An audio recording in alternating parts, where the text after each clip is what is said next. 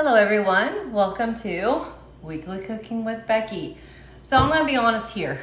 I'm doing a recipe that is new, but at the same time I have other recipes that are similar. I am on the quest for a perfect fudgy brownie, and I haven't found it yet. Let me just tell you that.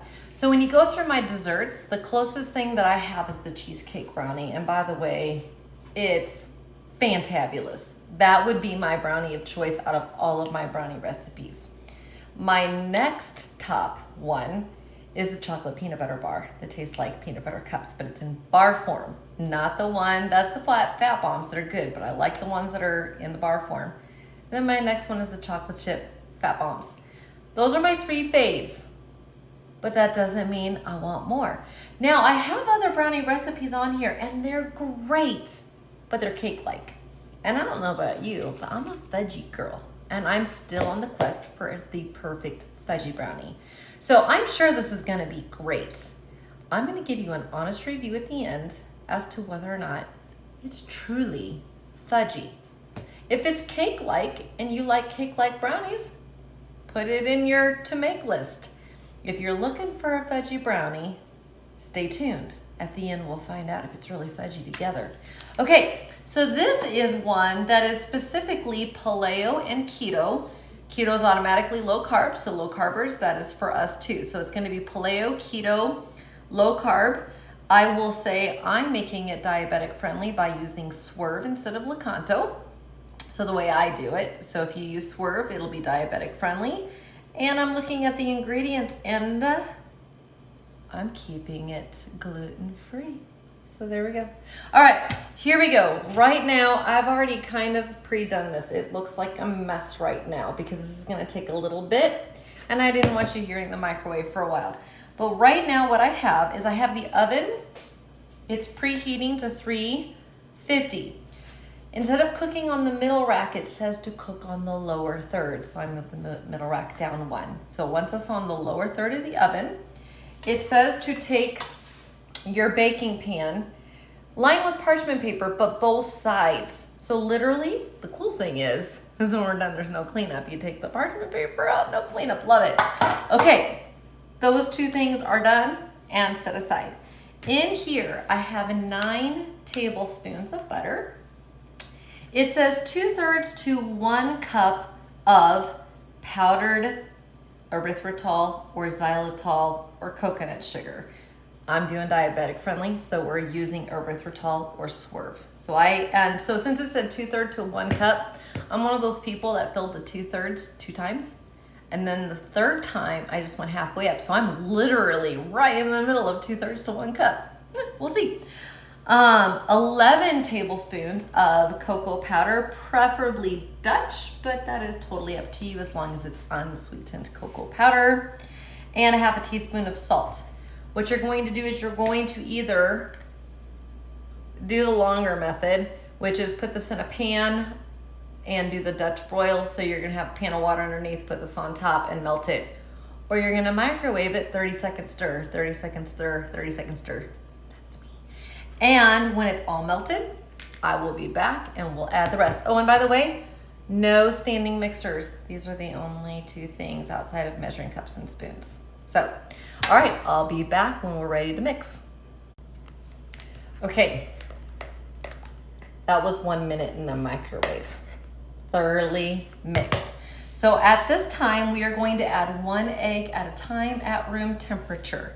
So here I go. You want to thoroughly whisk it in before you add the second egg.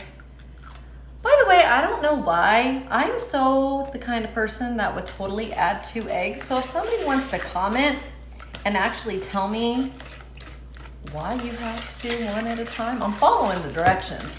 I don't know. Is there a legitimate reason why you truly just do 1 at a time? I mean, here I go with the second one. It's all mixed. I could have had them both done by now.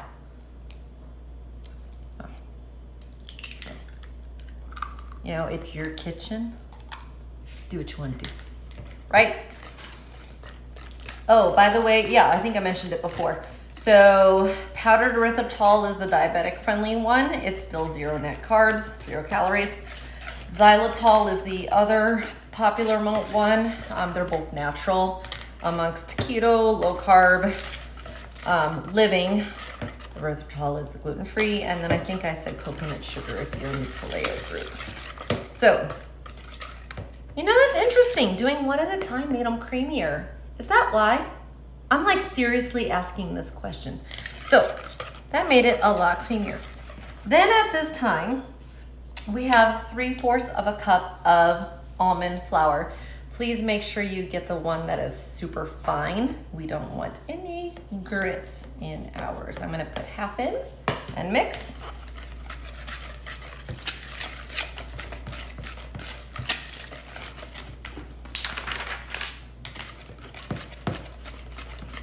Now it says if it ends up too thick to add an extra egg.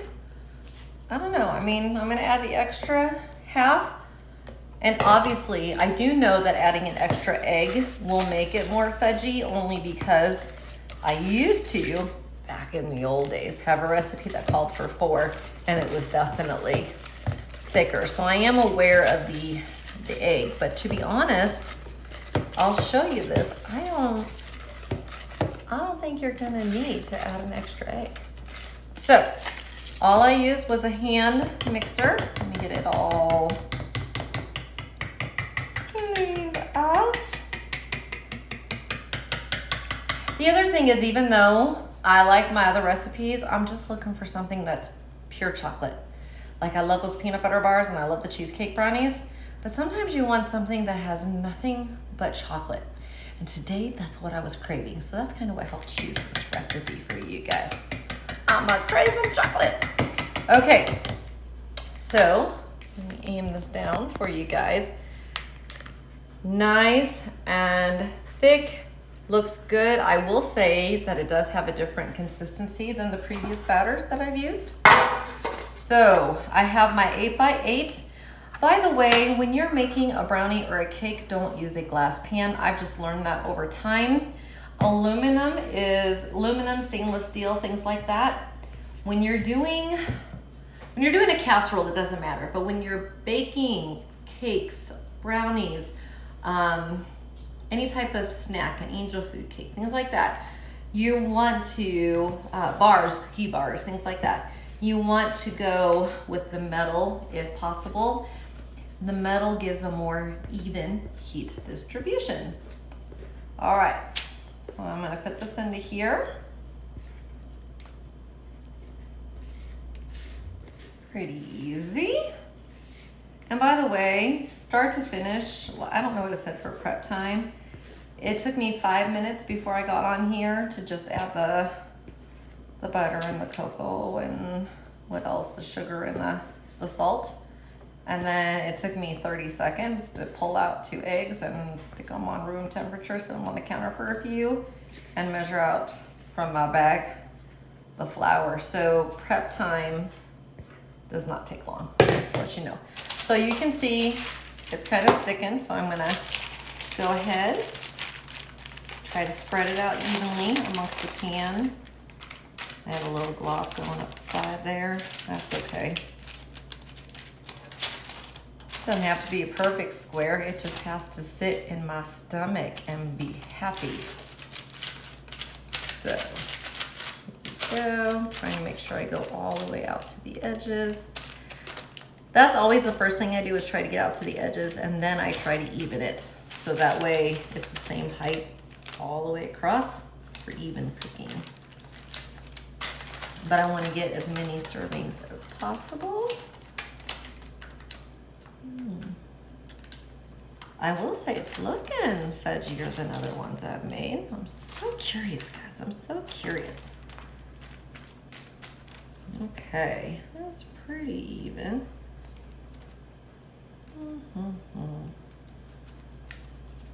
All right. It's not very thick. So and you'll notice I did not add any baking powder or vanilla, so it's not gonna rise very much. That might help with the fudginess. I am going to put it in the oven. It says 15 to 25 minutes. This is really gonna depend on your oven. because there's a specific thing they ask for. They say this really varies a lot. It really varies on your oven. The key is to start at the lowest time, the 15. Then you're gonna check it for the first time there, and then you'll continue checking literally every 2 to 3 minutes. What you want is your toothpick in the middle to come out moist, not clean, moist. So we don't want it wet, we don't want it clean, because when it comes out of a pan, it still cooks for a few more minutes and that will finish it off. So that's the key, is letting it come out moist. Then we'll let them sit for a few and cool, and I will be back and I will let you know if these guys are really fudgy. See you in a few. All right, so the brownies are done. And what I have done is I've just literally cut out just one piece, and that'll go over the nutrition info. I will tell you mine was exact at minute 15. And yes, you can say hi to this one behind me. Okay, so here's the one. They're not very thick, just to let you guys know they are on the thin side. But I just cut it. I am gonna cut them into 16 squares when we're all done, and I'll go over the nutrition info, but I told you I give honest feedback. So this is cooled about 20 minutes so that way I could touch it, not burn my mouth. Here we go.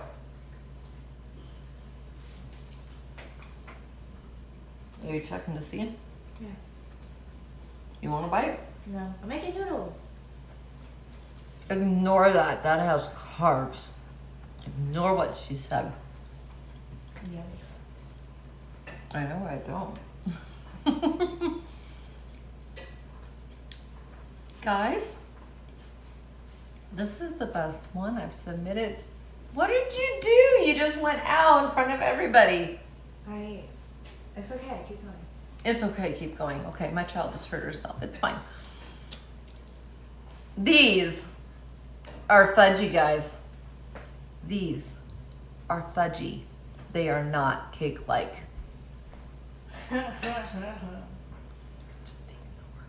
Now, let me go over some information for you really quickly here. Oh, there we go. I'm like, where's my, so 16 servings, so 4 by 4.